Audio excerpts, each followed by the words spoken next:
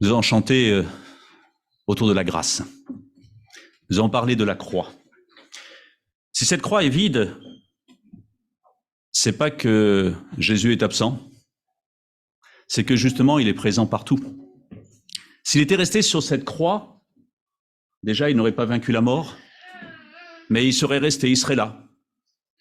Mais cette résurrection, c'est aussi un privilège pour nous chrétiens, parce que nous savons qu'il existe. Jésus-Christ est celui que Apolline et Fred ont choisi de suivre, comme quand on s'engage dans un chemin.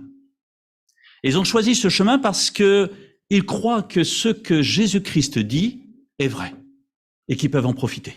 Aucune illusion derrière, ce n'est que du vrai. Et en plus, ça donne une vie, au même titre que Daphné et Yona sont de nouvelles vies, ici-bas sur terre. La vie, c'est beau.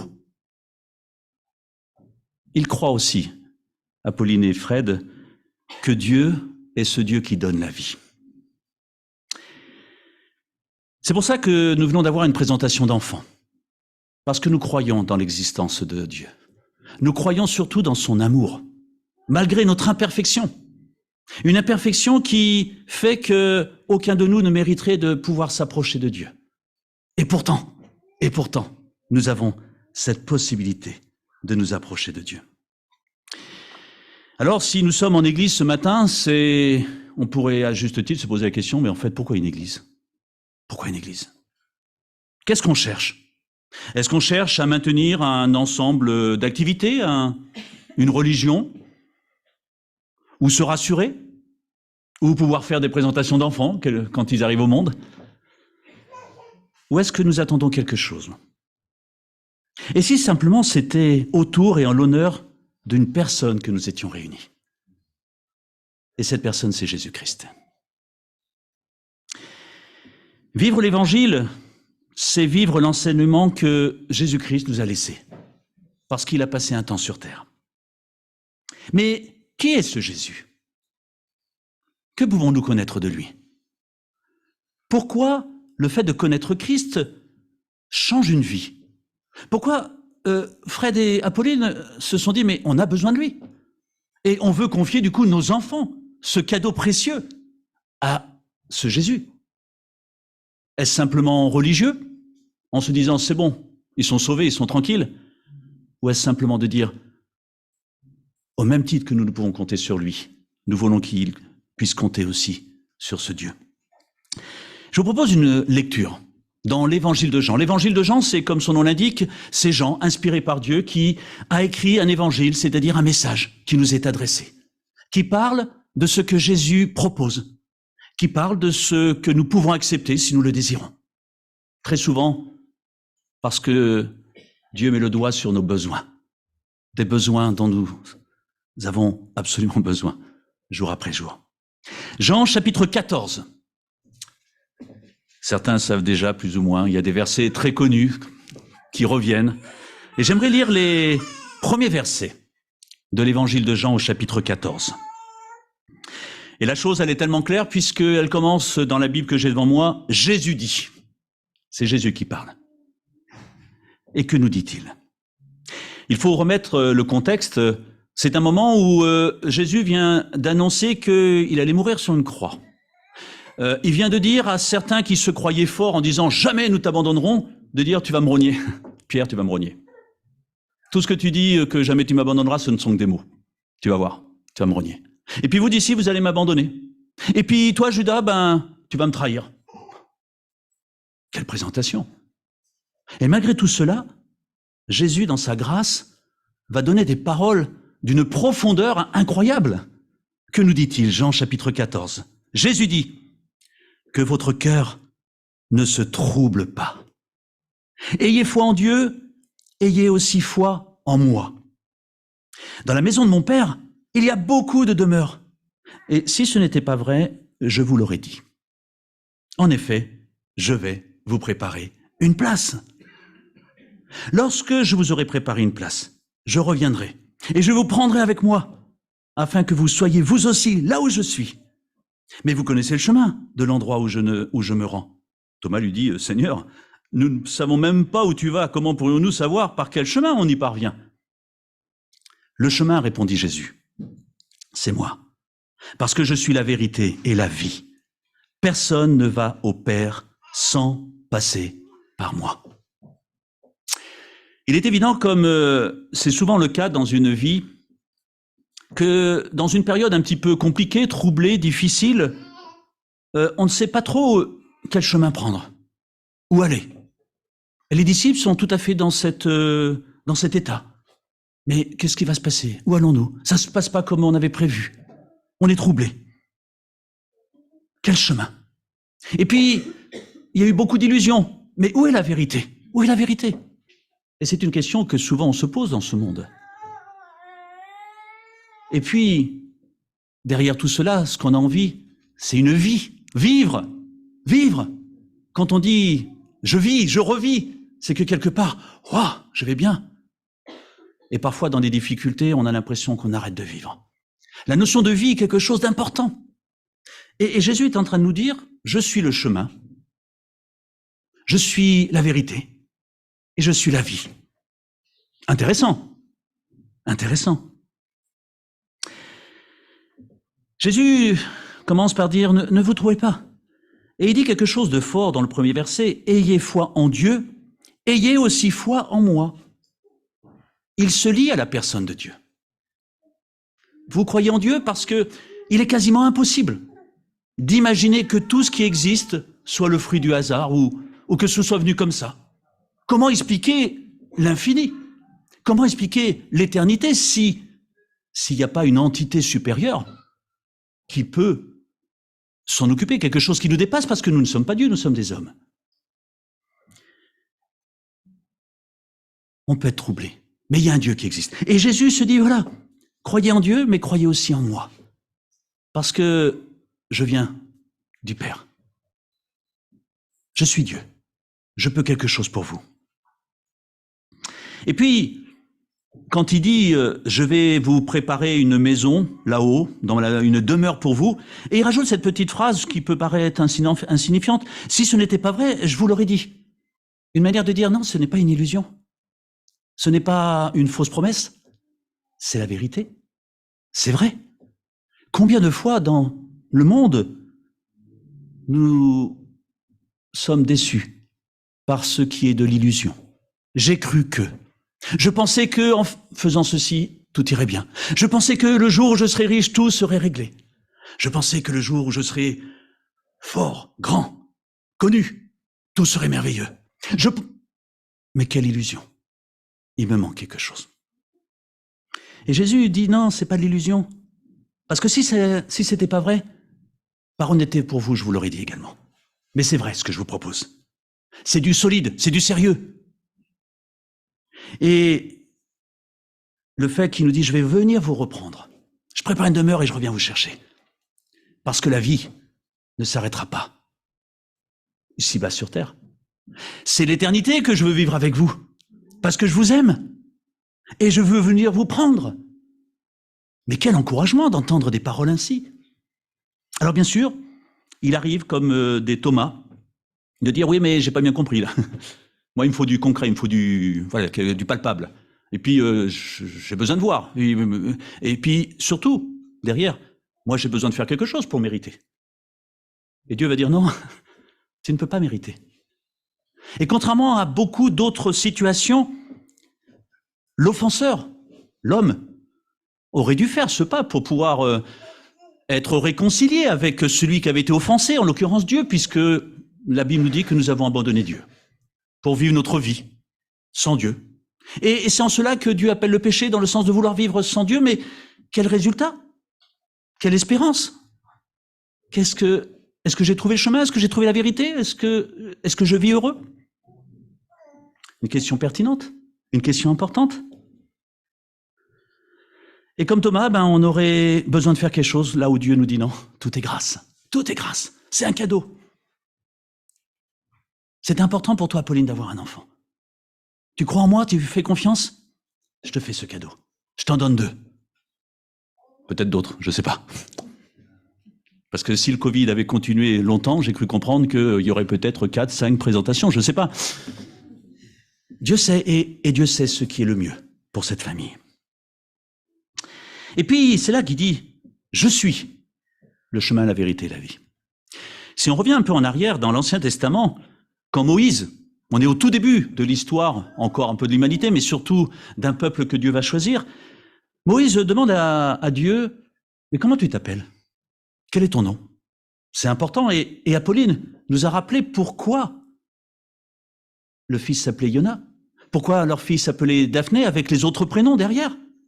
Ça représente quelque chose, c'est important. Et Dieu, à Moïse, dit, mon nom, je suis. Je suis. Et très étonnamment, Jésus reprend exactement les mêmes réponses. Je suis. Et il y a dans l'évangile de Jean plusieurs je suis. Je suis la porte. Je suis la lumière. Je suis la vie. Je suis la résurrection. Je suis le bon berger. Toute une série de je suis. D'ailleurs, il y a 7 versets dans Jean. Je suis. Je suis, ça veut dire que j'existe. Je suis là. Je suis avec vous. Je suis un Dieu qui recherche le relationnel. Je suis, j'existe. Tu peux compter sur moi. Pas comme une parole que parfois, quand on essaye de faire certaines démarches ou quand on attend quelque chose de quelqu'un, t'inquiète pas, je m'en occupe. Mais le t'inquiète pas peut être très durable. Et puis parfois la personne tout simplement n'est pas en capacité. Mais là Dieu dit je suis. Tu as besoin de quelque chose? Je suis là. Je suis. Quand on a besoin de quelqu'un, si la personne nous dit je suis pas là, ça va pas plus loin. Mais si la personne en qui j'ai confiance me dit je suis, alors je sais que la personne est là et qu'elle va m'accompagner parce qu'elle a envie de me comprendre, parce que tout simplement elle m'aime. Et Jésus peut ainsi dire à tous ceux qui acceptent de l'écouter, je suis, parle-moi, parle-moi, je vais t'écouter, je veux t'accompagner parce que je t'aime, tout simplement. Il y a plusieurs textes dans la Bible qui parlent de cette notion de je suis le pain. Ben, on est dans un monde où on a besoin on recherche toujours quelque chose parce qu'il y a une certaine insatisfaction au départ. Et Dieu de dire, je suis ce pain qui va te nourrir, qui va t'apporter ce dont tu as besoin. Ne cherche plus ailleurs. J'ai la réponse à ce vide qui est en toi. Je vais te nourrir, mais d'une autre nourriture que celle que les autres peuvent te proposer. Une nourriture qui va te remplir, qui va te faire du bien. Je suis la lumière. Mais quel privilège quand on est dans les ténèbres, qu'on ne sait plus où aller, mais vers où me tourner. Quand une lumière apparaît, voilà, je sais maintenant où il faut aller. Et puis ça révèle tellement de choses que je n'avais pas vues. Jésus est cette lumière. Je suis la lumière. Je suis la porte. Mais là, c'est important parce que quand je veux aller quelque part, soit la personne n'a pas envie de me voir et laisse la porte fermée à clé, ou soit elle a envie de me voir, de me recevoir, et elle ouvre cette porte. Parce que quand je vais quelque part, c'est toujours par une porte que je vais entrer. Comme le dit la Bible, ceux qui ne veulent pas passer par la porte, ce sont généralement les voleurs. Mais là, Dieu nous montre, Jésus nous montre, je suis la porte, viens, je t'invite. J'ai tellement envie de prendre du temps avec toi. J'ai tellement envie que tu rentres dans mon royaume, dans ma maison. Alors, je suis la porte, bien. Mais en disant je suis la porte, il précise aussi, cette porte, elle était fermée parce que tu t'étais éloigné de moi. Et tu as bien vu que tu ne peux pas revenir. Tu ne trouves pas le moyen parce que le coût est beaucoup trop élevé. Mais justement, tu es l'offenseur, je suis l'offensé, mais c'est pas toi qui vas payer, c'est moi, l'offensé. Pour te montrer à quel point je t'aime, je vais t'ouvrir la porte. Je vais payer la dette, et la dette est élevée, mais c'est pas grave. Je vais en souffrir. Ça va me faire mal. Mais derrière toute cette douleur, cette souffrance, il y a la joie de te savoir pouvoir entrer avec moi. Je suis la porte. Je suis le bon berger. Je vais m'occuper de toi. Je vais t'amener même, comme nous dit un psaume, des endroits où il y a de la bonne herbe. Je veux le meilleur pour toi. Je veux te protéger. Je veux te garder. Je suis la résurrection à la vie. Un jour, tu pourras ressusciter parce que je suis le seul qui peut vaincre la mort. Et je veux t'offrir une vie éternelle. Alors quand il dit, je suis le chemin, la vérité, la vie, croyez en moi, croyez en Dieu. Jésus est ce lien entre Dieu, le Père et nous. Il est le chemin. l'unique chemin. Aucun autre chemin jusqu'ici n'a permis de trouver la vérité. Bouddha, qui est souvent mis en avant, a dit à la fin de sa vie, « Je n'ai pas trouvé la vérité. » Intéressant. Il n'a pas trouvé la vérité. Pourquoi? Parce que la vérité, ce n'est pas un dogme, ce n'est pas une religion, c'est une personne. Jésus-Christ, le Fils de Dieu, celui qui est allé jusqu'à mourir sur la croix par amour pour sa créature et qui aujourd'hui dit, si tu veux entrer avec moi, tu es libre, mais j'ai tellement envie de marcher avec toi. Je suis le chemin et je t'ai laissé un livre pour t'expliquer un petit peu comment avancer, un panneau indicateur comme cela a été dit tout à l'heure dans une prière. Je suis la vérité parce que je ne sais pas mentir. Je suis la vérité, ce que je dis est vrai. Tout ce que je m'engage à faire, je le fais. Dans ce qui est bon, mais aussi parfois dans ce qui l'est moins. Mais dans le sens, si tu veux te débrouiller tout seul, attention au résultat. Est-ce que tu vas être satisfait? Moi, j'ai envie de te donner la vie, d'être heureux. Je vis. Quelle joie de pouvoir affirmer haut et fort, je suis la vie, je vis. Le christianisme n'est en cela ni une croyance, ni une église. Et c'est pour ça que ce que nous avons fait pour Yona et Daphné ne fait pas d'eux aujourd'hui des chrétiens. Mais nous croyons que Dieu accompagne, qu'il est celui qui protège, celui qui aime. Et nous souhaitons qu'un jour, d'eux-mêmes, après avoir entendu parler de Dieu, ils se disent, moi aussi, si possible, en voyant, et là on a une responsabilité, nous chrétiens, d'être des bons reflets de la lumière.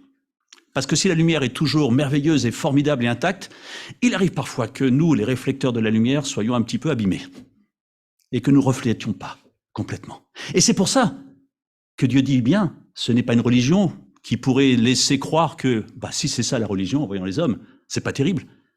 Mais c'est un homme, Jésus-Christ, qui a prouvé qu'il était capable d'aller jusqu'à la mort pour sauver des pécheurs, parce qu'il les aimait. J'ai payé le prix de votre péché. D'où le fait que maintenant vous pouvez venir au Père, parce que j'ai ouvert la porte. Je suis toujours là. Dieu nous laisse, et je vais terminer avec cela, toujours avec notre liberté de penser et de décider. Un peu comme cette phrase qu'il prononce, c'est que je laisse à la méditation de chacun, à ma réflexion, parce que c'est une question que je dois me poser moi personnellement régulièrement. Vous savez où je vais et vous en savez le chemin. Et combien de fois me dit-il, Pascal, tu sais où je suis allé, tu sais où je suis, tu sais ce que je fais, tu sais ce que je te propose, tu connais le chemin. À toi de le suivre. Ou pas. Mais moi je t'aime. Ne l'oublie jamais. Je vais terminer par la prière et relaisser ensuite la place à Michael.